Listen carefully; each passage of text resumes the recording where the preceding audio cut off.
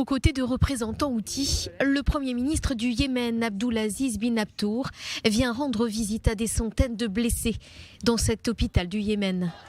Quelques heures plus tôt, une bousculade meurtrière s'est produite dans une école du quartier de la vieille ville de Sanaa, la capitale, où des centaines de personnes s'étaient rassemblées pour recevoir les dons de commerçants, 5000 riyals yéménites, l'équivalent de 9 $ par personne.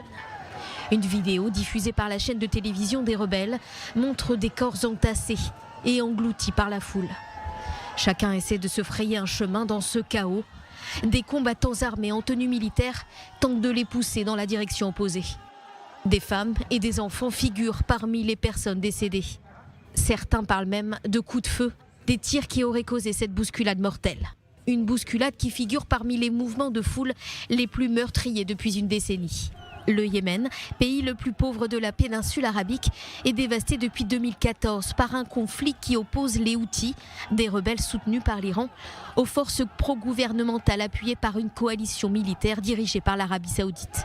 Mais après la venue la semaine dernière d'une délégation saoudienne à Sanaa pour tenter de jeter les bases d'un cessez-le-feu durable, l'émissaire de l'ONU a parlé d'une opportunité sérieuse. Il y a beaucoup de travail à faire pour instaurer la confiance et trouver des compromis.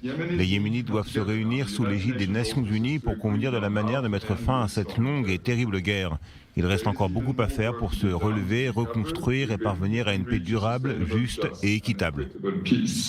Petite lueur d'espoir pour la population, la situation sur le terrain est restée calme ces derniers mois après la fin d'une trêve de 6 mois négociée par l'ONU.